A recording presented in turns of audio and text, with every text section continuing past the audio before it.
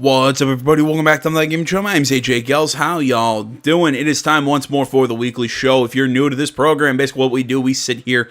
I bring out some video game articles from around the web, and we read, we watch. I give my opinions. We laugh, we cry, all that, all that good stuff. If you want links to any of the videos we cover, timestamps, any of that stuff, all that will be down in the description below. So kind of on to my first, not topic, because it's not going to be the first article. It's the first thing I'm going to bring up. As the video title suggests, we are on the road to E3. This is like that week and a half to 2 weeks before where, hey, there's a bunch of... All the news is basically, hey, maybe there's a tiny announcement here. Hey, there's a rumor that this is going to be shown.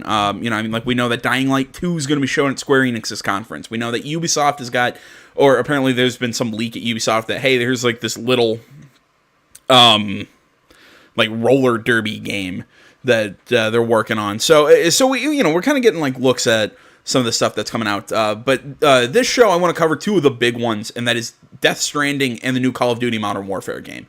Both look really cool from what I've seen. Death Stranding actually coming out way sooner than I thought. I thought that game wasn't going to come out for another year or so. Honestly, I thought they weren't anywhere near as done with that as they were. But, that's Kojima for you, keeping everything so close to the chest. But my plan for E3 and basically this next next week or so, because E3 is next weekend. It's on the 8th and 9th. Here's the plan. No show next week. All right, so we're not going to do another news show just because I don't want to do a news show and then the 2 days of conferences. So here's what we're going to do. So if there's like any news that drops, throughout that week, like big stuff like a Call of Duty announcement or a Death Stranding announcement, I'm saying like something on that scale. Like here's one of the big games that, hey, something got announced. We will cover, in its own separate video. I will be looking at the EA conference kind of differently from the normal conferences, because I think like the EA presentation, from what I saw, it's going to be like 3 hours, and it's going to be focused on a bunch of games. I'm only going to pull like a few chunks out of that interest me, because some of the stuff, it's like, hey, here's Madden, other than maybe a new long shot being announced. Other than that, it's going to be, here's the Madden Pro League, and I just don't want to sit through that. Just like I don't want to sit through Microsoft talking about, hey, here's the new 8 tiny studios that aren't going to do anything that we just picked up. And, here's Game Pass. And here we're going to show you a bunch of crap, but no new games. Sorry, I'm an asshole. All that stuff. So we can... I totally lost my train of thought.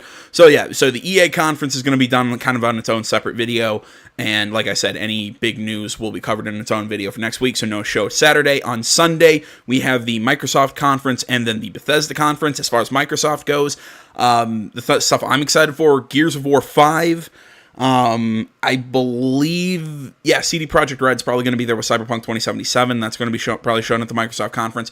Up to this video, I'm hoping that Fable 4 is going to get announced. If not, for the love of God, just let it die. I don't know really what all to expect. I mean, there's a few things out of Microsoft that I'm interested in, but overall, I have a feeling it's going to be a letdown. Then we have the Bethesda conference, and I don't know what the hell. It's probably going to be the new Wolfenstein, maybe the Doom sequel, but I really don't have big hopes for that conference, in all honesty. I'm still sad that Sony's not going to be there, in all honesty, just because we're not going to be able to see any new Death Stranding, Ghost of Tsushima, Last of Us 2, any of that stuff. But either way, that's the Sunday conferences. On Monday, we will be looking at Ubisoft and Square Enix. Those will be those two shows. Ubisoft, expect later in the day, because when the conference is actually going on, it's in the middle of the day, and I have to be at work on Monday, so that's not going to happen. Or at least live. I will do it when I get back. I'm still excited because I'm probably the new Assassin's Creed. There's going to be obviously a new Just Dance. I might just skip that intro because I hate the Just Dance intros. But the Ubisoft conference, I think, is always has some interesting stuff. And then Square, I think we're looking at a new Avengers game by Crystal Dynamics. I think. Oh, God damn it. What did I say earlier? Dying Light 2 is going to be shown at the Square Enix conference. I think there's going to be some cool stuff during that one as well. If there's any other conferences, maybe like the Devolver Digital, I could be persuaded to show in that if people want, and all that. So there you go. There's probably an even more in-depth look at what we'll be doing over the next week and a half or so regarding the news stuff. So Now that we've gotten through that, let's actually get into the fun news and actually talk about video games. So, coming up with our first article here on Games Radar, article Rachel Weber, either Fable 4 is coming soon, or someone at Xbox Mixer is messing with us. Dear God, if they're messing with us, I'm going to be super pissed. I'm going to be entirely honest. It's like I said earlier, man. If you're gonna do Fable 4, fucking announce it. If you're not, fine. But stop giving us hope. Jesus Christ. We've consulted our USB-powered crystal balls, and we think Fable 4 could be one of the E3 2019 games announced from the Team Xbox. Or from Team Xbox, excuse me. If you don't trust their psychic powers, then you might want to take a look at this latest Mixer update, which lists Fable 4 right there in the search results. Now, nothing's there at the moment, but Mixer is Microsoft's official streaming service, so it's unlikely that listing would be in there unless they were anticipating Fable 4's arrival sometime soon. Excuse me. Fable 4 has yet to be officially announced, but reports from games industry insiders suggest that UK studio Playground Games, home of the Forza Horizon series, has been working on it, of course. The studio that created Fable, Lionhead, closed in 2016. The last Lionhead Fable game was Fable Legends, a disastrous attempt to make the narratively rich open-world game into a free-to-play co-op game. Fable 3 art director and Lionhead veteran John McCormick revealed that his pitch for a grittier Fable 4 had been turned down in favor of Fable Legends, a really stupid decision if you ask me, since the Fable Fortune, a free-to-play card game, has been released. Let's just keep going. In 2017, after the Lionhead closure, Xbox boss Phil Spencer certainly hinted that he hadn't given up on the series. Nothing to announce right now, but I do think the IP has a lot of places it could go. Again, dude, that's great. Announce it. Fucking announce it. God damn it. One thing is for sure, and that's that Fable 4 would be the perfect mix of old and new if it was announced as an Xbox Project Scarlet launch title. Microsoft's Xbox E3 2019 showcase will take place on Sunday, June 9th at 1 p.m. Pacific Time, 4 p.m. Eastern, and 4 p.m. UK. And if we're going to get an official announcement, it'll be there. We'll bring you on the news, yada, yada, yada. As far as announcing it as a launch title for Xbox, the next Xbox, whatever. I'm not going to say Project Scarlet. I'm going to say the next Xbox. I don't know. I question that because, again, I still question. I think people are getting too ahead of themselves when they're saying that the next-gen consoles are coming out within a year. You know, I've heard some people say next year. I've heard people say 2 years. I think we're looking at 2021.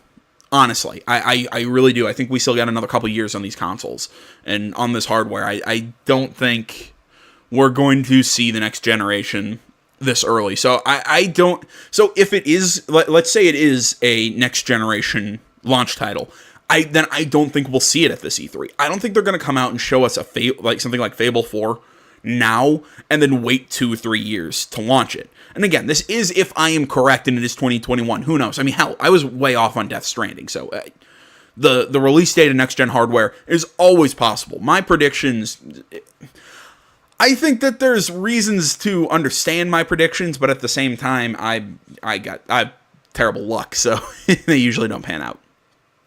Either way, I wouldn't expect to see Fable 4 if next-gen hardware is going to be that far away. Look, if it is let's say it is next year, then I think it is entirely possible that Fable 4 is a launch title. But if it's not going to be, I'm trying to think how I want to phrase this. If this is a launch title and, next-gen hardware is a few years away, it will not be shown at E3. If it is a launch title and that hardware is coming out, say, next year, it will be shown.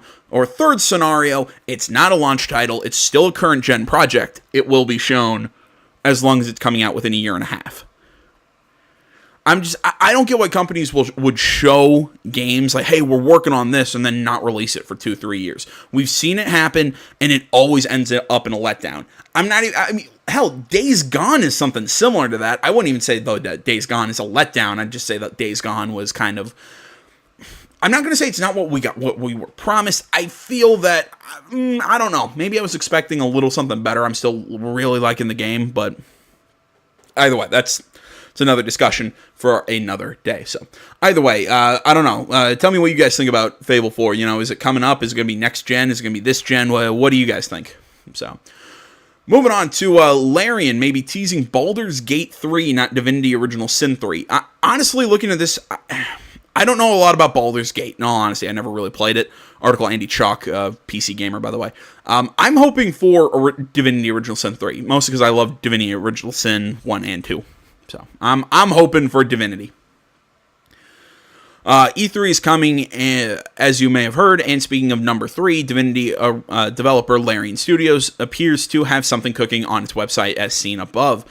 What could it be? Is Larian simply reminding us that E3 is coming and expressing hope that everyone has a good time, or is it maybe some other 3 it could be referring to? 3, what could it be? The obvious guess is Divinity Original Sin 3. Earlier this year, Larian revealed that it is working on a tactical RPG called Divinity Fallen Heroes, but when you turn a 15-year-old niche RPG series into a major franchise with 2 tremendously successful releases in a row, and then throw a huge-ass 3 on your website 2 weeks before the biggest gaming show in North America, well, people are probably going to make some assumptions. I agree with that. I would say their best bet is Divinity. Because, I mean, again, if they're... I didn't hear that they were working on another tactical RPG, Divinity, whatever. Like I said, I love the first 2 games. I love their story-rich game. I love how story-rich they are. I love their gameplay. All that stuff. I think it's entirely possible that this is Divinity Original Sin 3. I'm not going to rule out Baldur's Gate 3 because Baldur's Gate is extremely popular. I don't know. I don't see something like Baldur's Gate being announced at E3. Well, maybe. I don't know. I still gotta lean Divinity Original Sin because Baldur's Gate is such a throwback, but at the same time, I don't know if it has the cachet now that it used to, in my opinion. But that's not the end of the story. Original Sin 3 is obviously a possibility, but a rumor surfaced last year that Larian was working on Baldur's Gate 3, which the studio quickly shot down. However, Twitter user Kunkin pointed out that if you save the video and then open it in a text editor, you'll discover multiple references to Baldur's Gate 3 and Wizards of the Coast in the metadata. We've tested it, and it's true. But then again, it looks an awful lot like a Divinity Style 3. I agree with that, doesn't it? One way or another, yeah, all that general stuff here's just, again, E3 ramping up. But no, I mean, again, I'm sitting and going, that's gotta be Divinity Original Sin 3. That's what that 3 looks like to me. Like I said, maybe it's because I'm not really familiar with Baldur's Gate. I know it's a super popular old school RPG, but I wonder if the newer audiences are going to get so excited for Baldur's Gate 3. I think Divinity is the much safer bet out of the 2. At least that's my personal opinion. So, all right, those are just 2 kind of quick hit stories that I wanted to take a look at before we roll into the 2 big announcements of the week, and that is Call of Duty Modern Warfare and Death Stranding. All right, everybody. If when we get out of this trailer and back onto back onto the articles, you'll probably notice that there's a massive time discrepancy between where we left off and now. That's mostly because I had some technical issue with my software. It's something that typically happens. Basically, PC audio wasn't recording. To fix it, I had to basically stop the recording, shut down my computer, and restart it. The other problem was I was currently uploading a video while I was doing this, so I had to wait for that to finish. During all this time, my pop filter ends up coming off my mic stand. Won't go back on. I had to go out and get a new pop filter. It won't work, so so basically I'm running without a pop filter right now. So so I'm sounding a little different from earlier in the video, that's why. So basically it just kind of rains, it pours, and now I'm back up and running. And after all this, I got to send it through my other software to combine the videos, and that'll take a long time to download onto my computer. So it basically, you'll be seeing this really late tonight, and I am sorry about that. So either way, all technical issues aside, let's actually hop into this. This is the Call of Duty Modern Warfare reveal trailer. I gotta admit, this might be the first time that I'm actually interested in a Call of Duty for a couple of years, probably since World War II. In all honesty, let's take a look.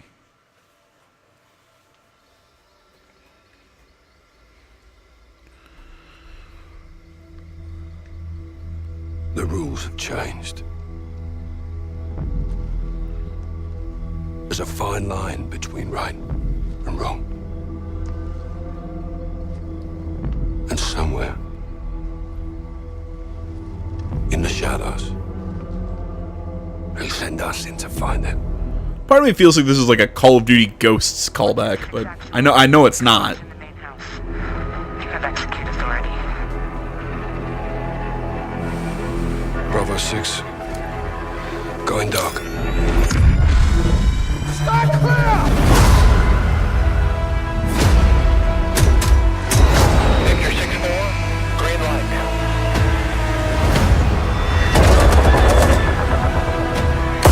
Chemical weapons are now in the wild. Foreman copies all.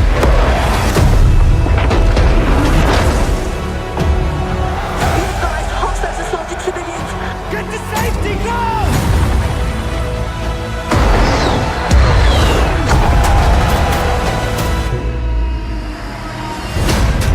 I don't know why I love that shot of that kid turning around with the gas mask on. That's the mission. All the I love the night vision shots of them running in with the suppressors and everything. Again, there's just something about that trailer that really grabs me about this game. I mean, maybe it's even the fact that we're back to having a narrative in a Call of Duty game, and it actually looks like it might be a good narrative. I mean, from what I can tell, this isn't Modern Warfare all over again. It's not a continuation of Modern Warfare. It's kind of a reimagining, or it's like a remake or whatever. You know what? I'll hold off on exactly saying what it is until we get into the article. But one big thing that I really did like what they were saying is they're going back to being a more grounded kind of franchise. You know, I mean, especially after what we saw with Black Ops. Black Ops got so fantastical with the mech suits and everything. I mean, honestly, and again, yeah, I loved Advanced Warfare. Or no, not, well, yeah, I did like Advanced Warfare. I also liked Infinite Warfare. But honestly, I liked them because I thought the stories were good. Infinite Warfare, I mean, there were some issues with it. But I actually, either way, I'm getting sidetracked. I really like that we're going back into a more grounded military experience, and that this isn't. I mean, I'm not saying that it's not going to be a little fantastical, a little Call of Duty-ish, but still, I like that they're going for that more. They're trying to present Modern Warfare as it is, not what you'd expect out of a Tom Clancy novel. All right, well, moving on. We're actually going to. I was talking about the story of. Modern Warfare. Let's actually take a look at this article. This is on the Activision Games blog, written by David Hodgson. It's hard. Initial intel and early look at the dramatic story of Call of Duty Modern Warfare. Also, do note that this is on Activision. You know, this is them kind of talking up their own game. So, you know, for whatever that's worth. Let's see here. It's been over 2.5 years since work first began on Call of Duty Modern Warfare. With yesterday's announcement trailer still fresh in our memory, we wanted to seek answers to some of the most burning questions. Over the next few weeks, we'll look at the game's new engine tech, audio, and weapon design, to name a few additional topics on the horizon.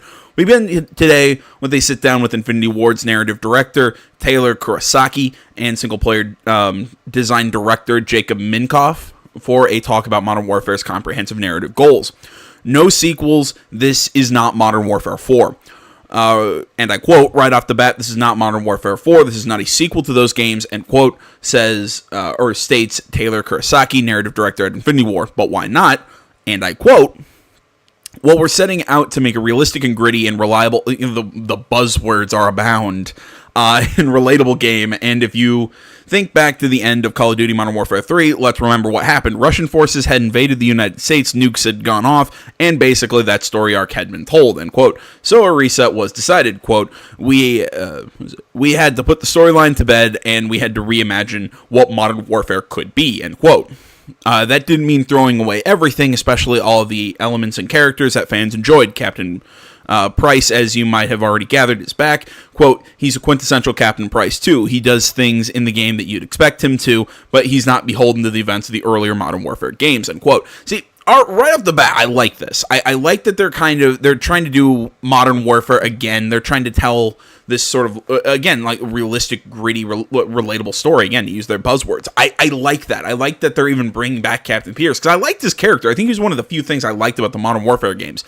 Because in all honesty, I didn't like the Modern Warfare games. I'm gonna be entirely honest. I did not like Modern Warfare. I mean, really, about him, Captain Price and the all gillied up mission were about the only things that I really enjoyed. I mean, all the stuff with the nukes and everything. Again, it got so fantastical that I couldn't get into it anymore. It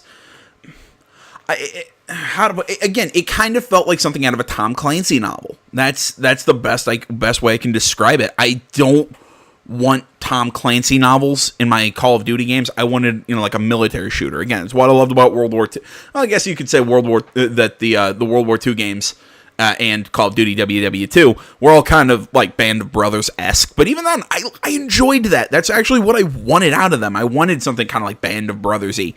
And I didn't want Tom Clancy in my Call of Duty. In all honesty, I want my Tom Clancy in my Tom Clancy games.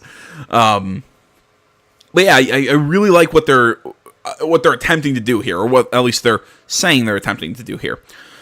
Let's see here. But aside from the stakes, that was the other major reasoning for this reimagining, due to the complex and ever-changing nature of war. War is always changing. Thank you, Ron Perlman. No, war never changes. That's what Ron Perlman. That's anti-Ron Perlman right there.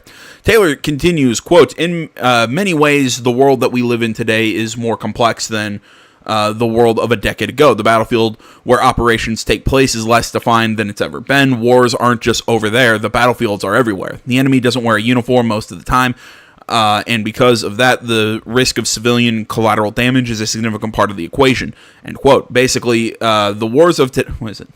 Yeah, that is an end quote.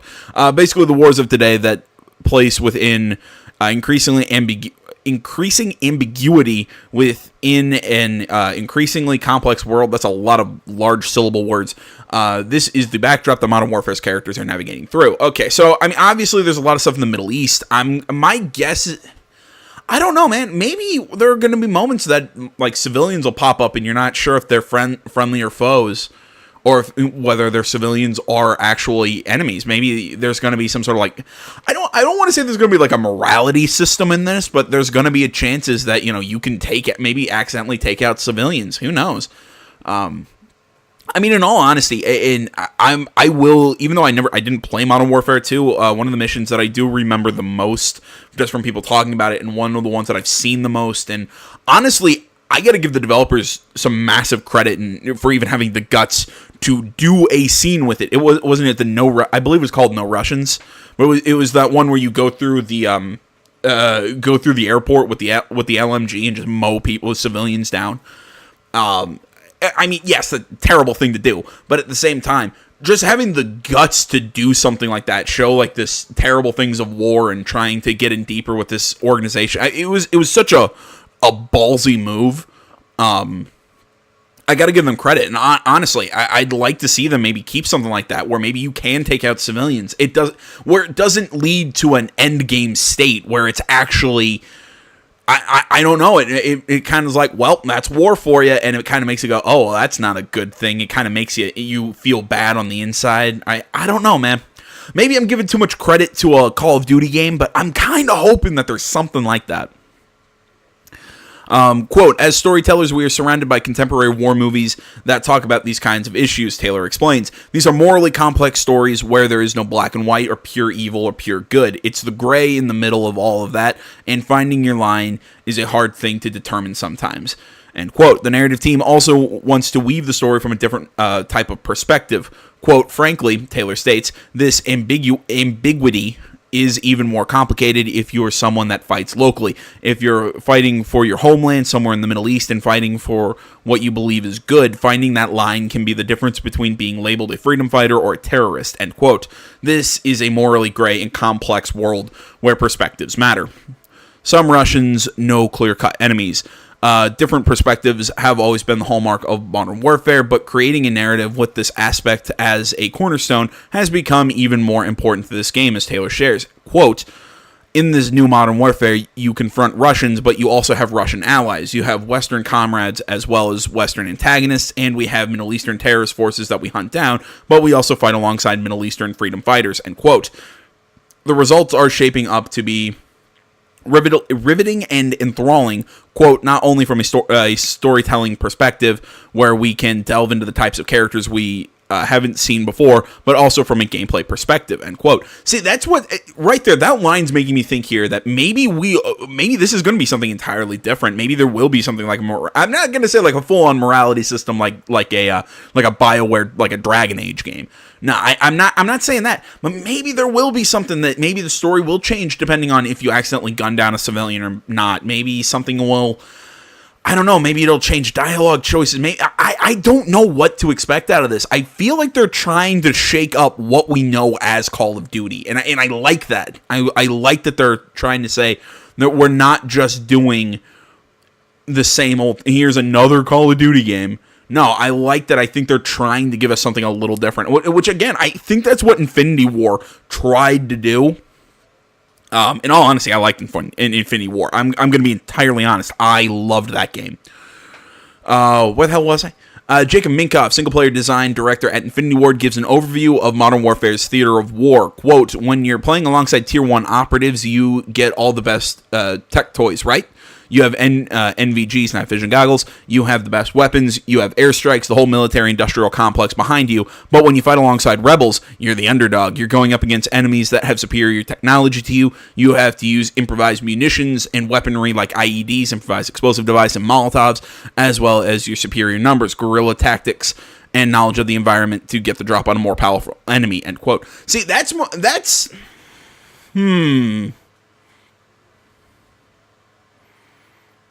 See, right there, that's interesting. I mean, this is actually just a repeat of this previous paragraph, but either way, that's a really interesting idea. Thinking that sometimes sometimes you're gonna have all your shiny toys, but other times you're gonna have the bare bones, and you're gonna have to figure out how to fight there. I like that. I like that idea. Again, I keep saying this, I'm getting more and more interested in this game by the second. And actually, some of these upcoming articles I think are also pretty interesting. But again, we'll get into those in a second. Your tactics change when your situation does. If you're fighting alongside rebels in the game's fictional Middle Eastern theaters of war, for example, against Tier 1 enemies, you're now technically at a disadvantage as you're facing down a technologically superior foe. Quote, you're going to have to use stealth and ambush techniques.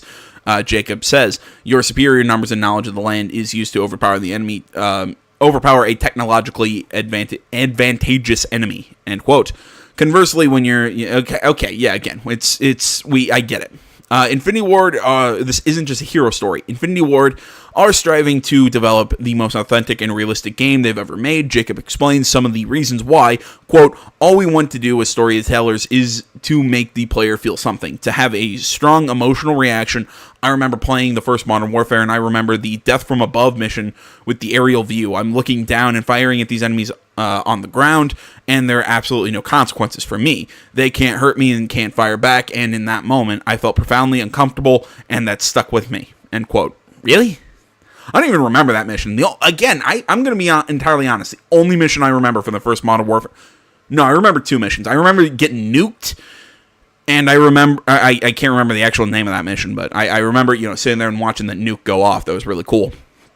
And then didn't some Russian guy walk up and shoot me in the face, if I remember correctly? But the other one that I really remember was all gillied up, in all honesty, just because I remember that having to take that sniper shot at the end at the top of that Ferris wheel, and having to stealth through and all that. That one was really cool, in my opinion, but whatever. Where the hell were we?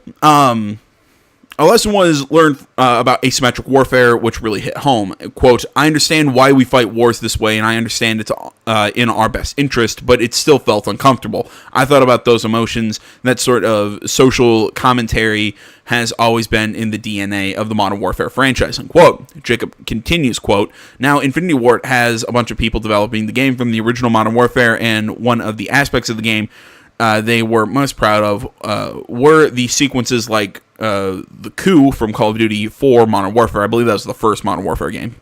I don't know. With the way they used all the the sequel numbers that got confusing. Yeah, especially when you look in Modern Warfare.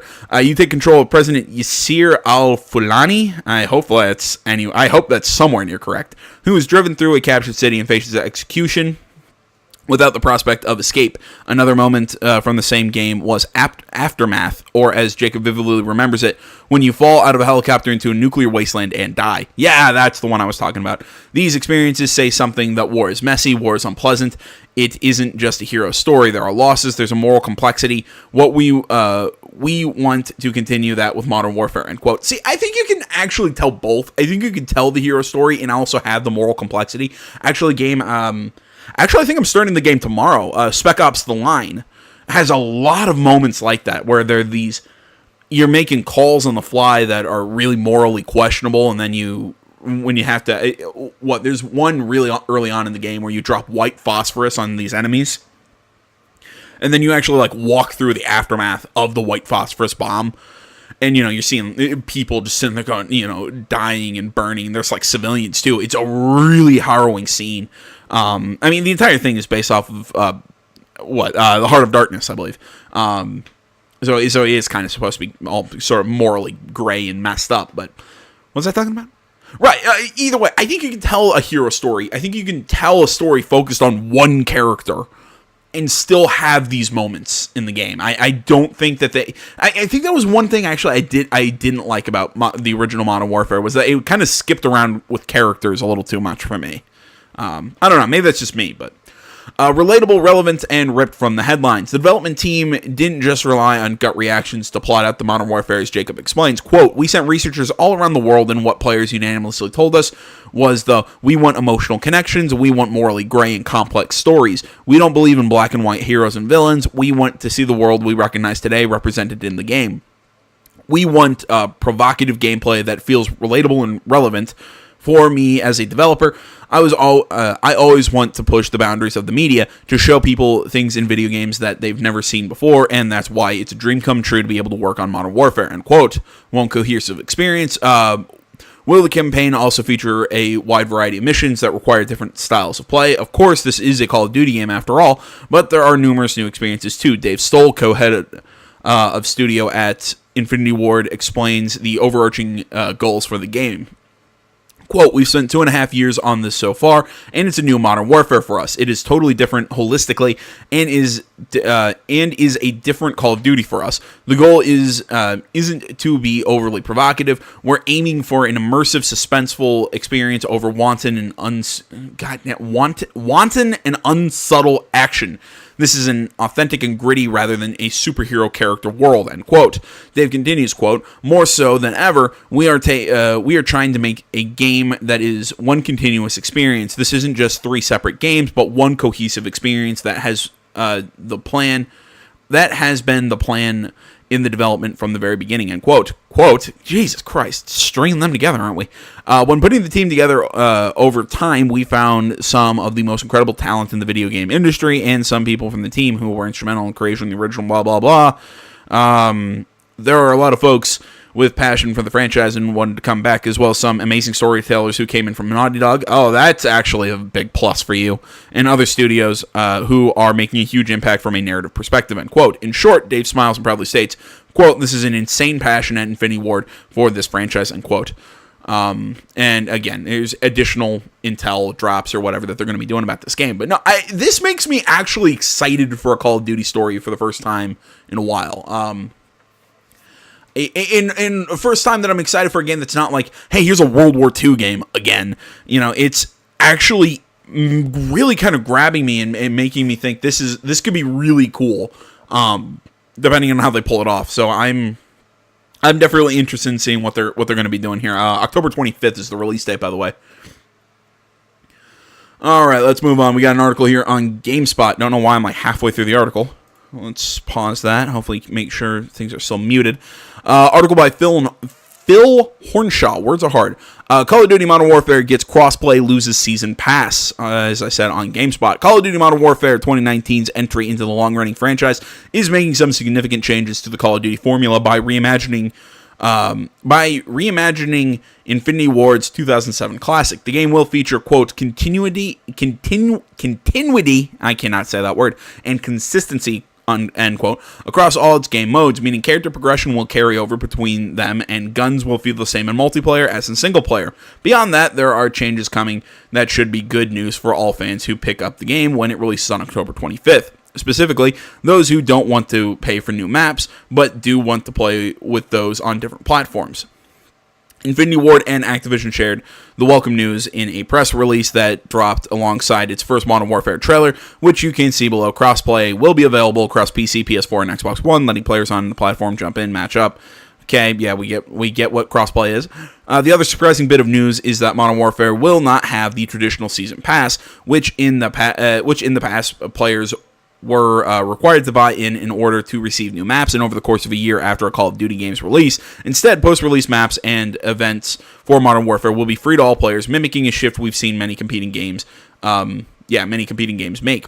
Both features should go a long way to helping keep Call of Duty players based together without limiting them to only playing with people on the same platform. All that general crap. Not changing that. We'll have time exclusive content on PS4. Okay, I'm not surprised about that. I don't think that's as big of an issue. I think what we're seeing Infinity Ward do here is really smart. I think it's really trying to keep audiences, maybe try and bring back players who've kind of lost some faith in the franchises. Maybe again, even keep people around. I mean, we're seeing companies really try this model now, trying to necessarily not drop season passes, but they're giving more content that should be given to the players for free, or at least with your initial purchase of the game. They're giving you what you should have. Again, like map packs, having to buy those has always been kind of a contentious issue. I don't mind season passes if it's going to be, hey, for instance, The Witcher 3. I wouldn't mind the season pass for a game like that. That it's like, hey, give us, I think it was like $30 up front, and you get like $50 worth of content, and you get those 2 massive expansions.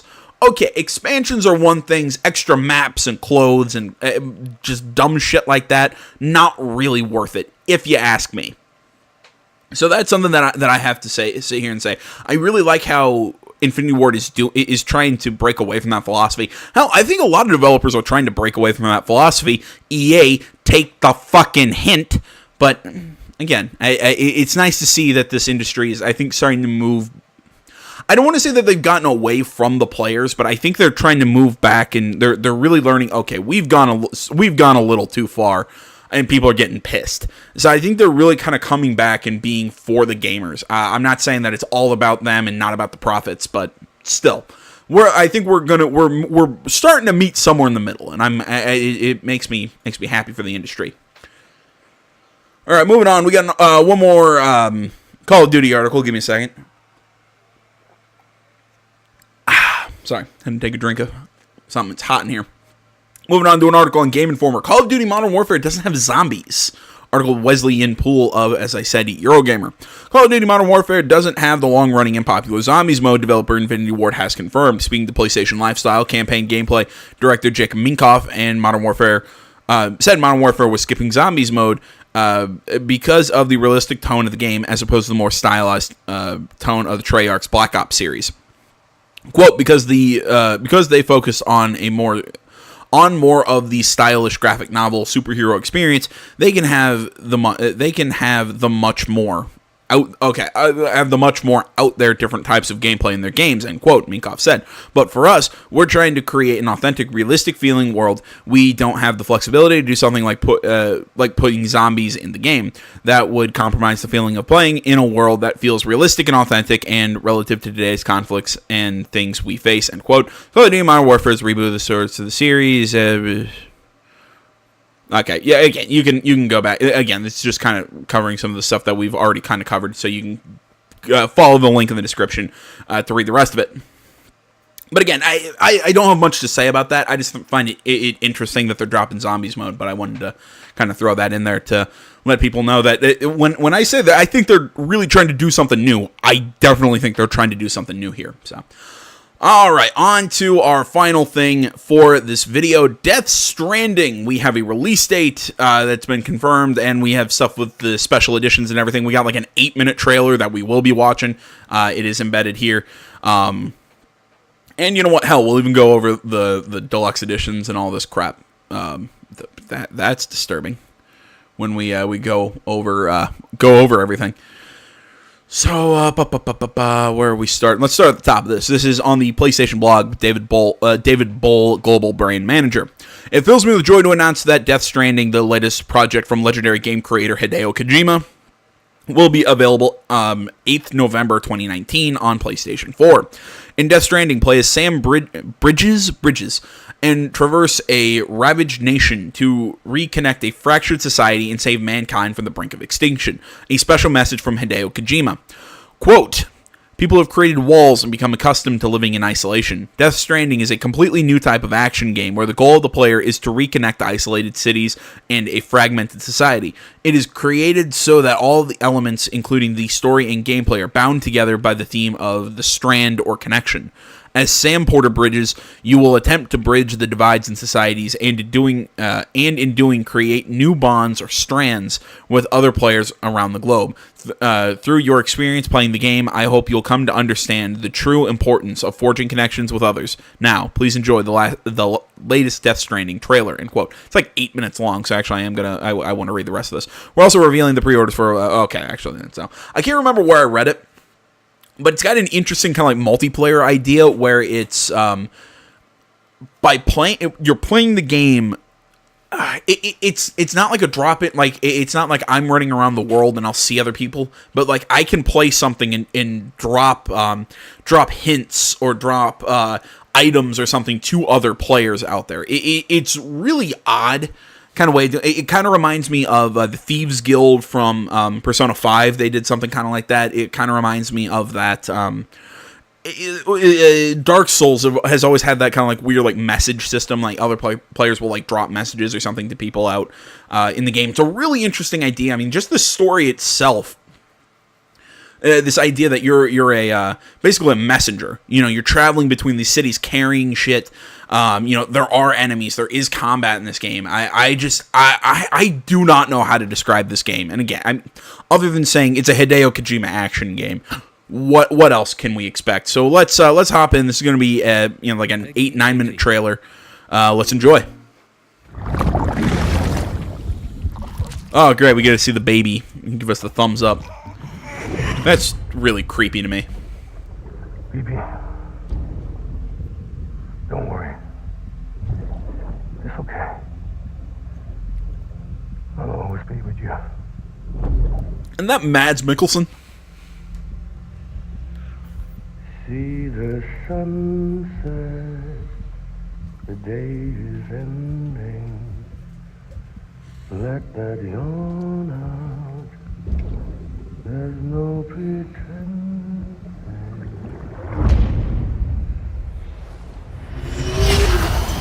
Together, you can help us reconnect. You can make America whole. No, America's finished. Sam, if we don't all come together again, humanity will not survive. We don't need a country. Not anymore. We do. Alone, we have no future. Bridget, you're the president of jack shit.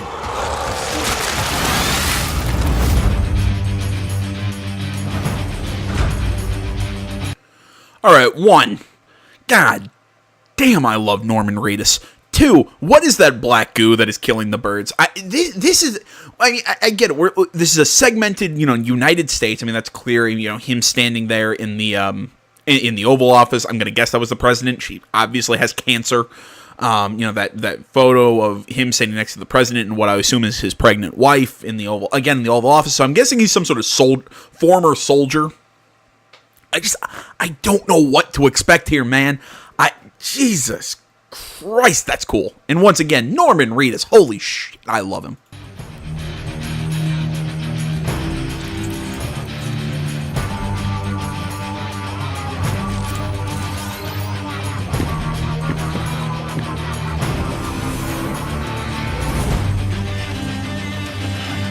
So we're seeing that thing with bridges and all that. Is this like his company? Like, does he own like this transport company? Like, that's weird to me. I don't know.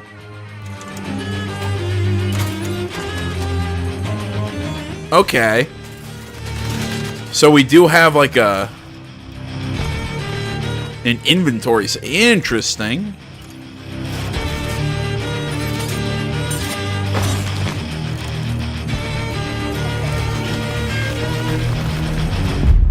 It's all to safeguard the continued independence of Edgenut City. They want the UCA to leave him be. Who are these assholes again? Homo Demons. Militant separatist group. I've heard of them. Bunch of terrorists who go around towns killing people and leaving craters. Right. Nothing's off limits for them. Not even engineering void outs. There are extremists like the demons everywhere. Plotting in the shadows. Yep, this is a Kojima game.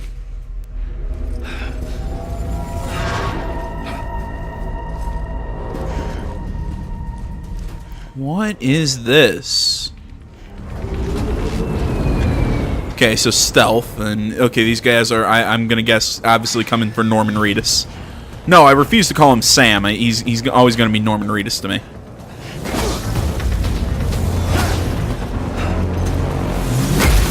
Okay, this kind of reminds me of how I play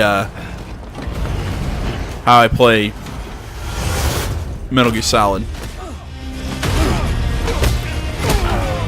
All right, Kung Fu confirmed. See, I want to go back real quick to all right here. Well, I want to watch this again. Okay, so see, he gets hit and he drops something.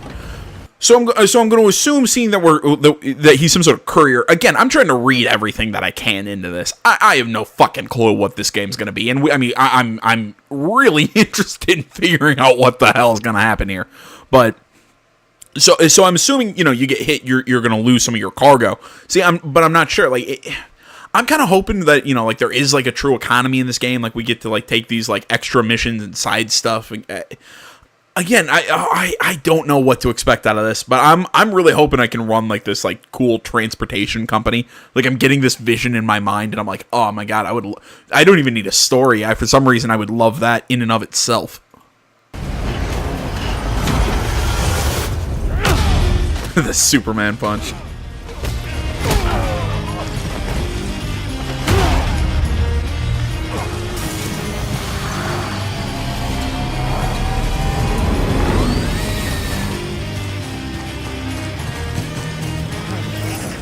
Good thing it was raining. Even they know better than to mess with BTs. I can't spot BTs. Just sense them. That's why we came prepared.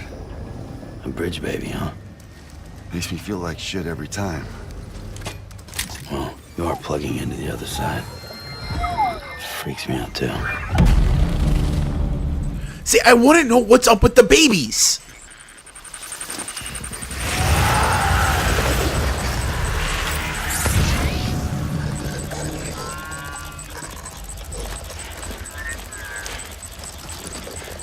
So cool.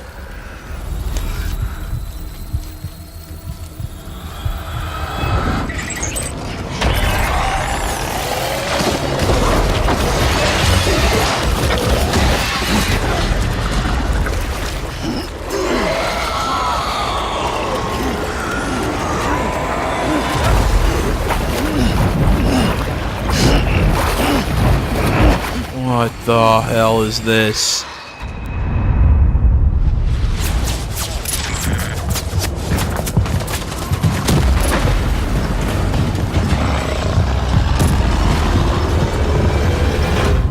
World War I? Cool.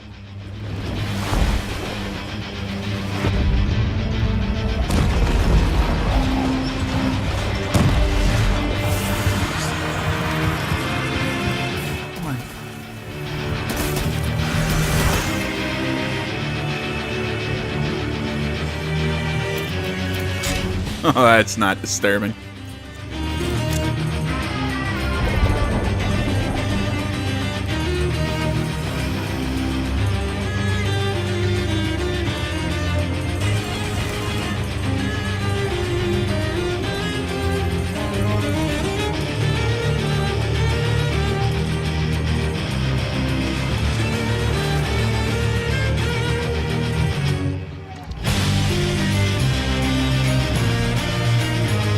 Yeah, I was right. That is Mads Mikkelsen.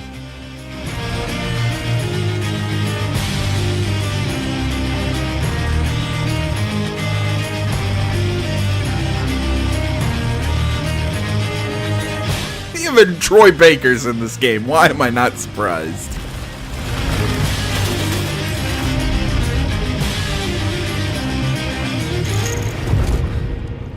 Sam, we want you to go west and finish what Emily started. Rebuilding America isn't gonna get rid of the BTs. As long as they're still around, there's no escaping it. But at least we'll have hope. Holy hell.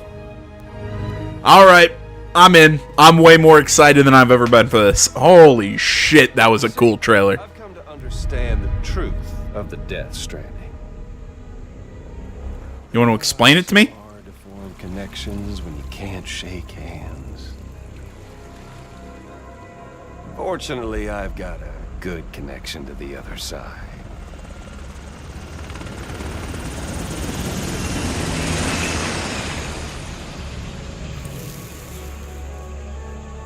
Dope.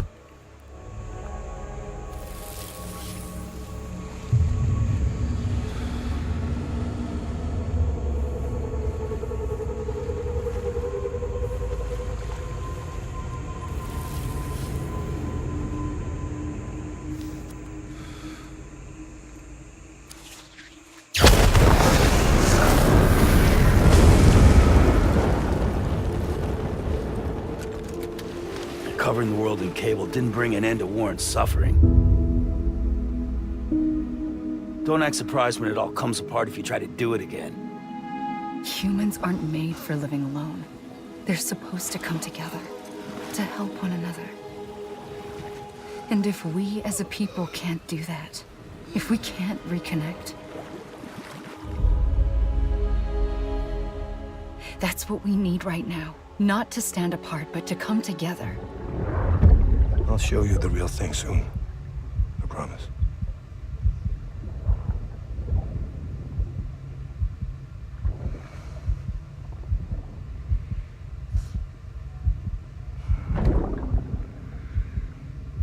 The whole wide world will be yours to explore. You'll be able to go wherever you want. Even the moon. Okay, I don't know if I'm reading way too much into this, but as soon as he said that, even the moon, I'm sitting here thinking, wait, is there gonna be a point in that game where we actually get to go to the moon?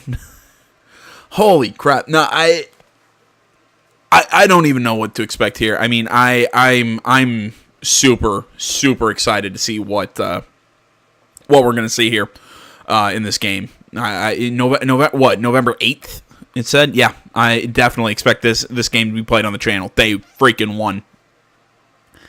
All right, so here we go. I'll take a look at the editions before we close out here. So this is the Standard Edition pre-order. The Standard Edition immediately get a voucher to download Chibi Luden's PSN Avatar, a stylized version of the iconic logo for Kojima Productions, plus a Death Stranding PS4 dynamic theme at launch. Pre-orders include gold Sam sunglasses. You know, if they'd give me those, like, in real life, I'd definitely be in, but I have a feeling it's not, not real life sunglasses. I bet they're in-game stuff, but whatever. Gold hat, gold speed skeleton, increased Sam's movement when equipped. Gold plate armor, increased protection. That is a really cool steel book. I actually might get a physical copy in this, just because I want that book. It's really cool looking. Special edition includes a collectible steel bookcase. I'm a sucker for a good steelbook case, and that is really sweet. Death Stranding, Timefall, original music from the soundtrack, and all that stuff. Let's see here. Pre-order the Digital Deluxe. Again, mostly a lot of the same stuff. Avatar, in-game items. The Collector's Edition. Oh, do we get our own BB pod? Oh, that's not weird looking. Get a nice little look at the what is this? This is the Collector's Edition. All right, well there you go, guys. There's our first little real look at Death Stranding. Now that we have some semblance of an idea of what to expect out of this game, I'm way more excited about this than I think I have ever been for a Hideo Kojima game. So I'm sold. Hope you guys enjoyed this little look, and I hope you enjoyed this little look at the road to E3. As I said at the first part of the video, expect to see some videos next week if some more stuff drops. Just pretty much entitled, like Road to E3 or whatever. And then we got E3 next week, and like I said, we'll, as usual, we'll be. I'll sit down and literally if you haven't been with me through an E3, basically what I do, I sit down, I watch the press conferences, and give my takes as we watch the press conferences. That's literally what it is. So thanks for watching, guys. And until next time, Facebook, Twitter, the website, minds.com. Links and stuff is down in the description below, along with links to all the articles. Like, comment, not already, please subscribe to the channel. And until then, my name's AJ Gels. This is Something Game Channel. I'm out.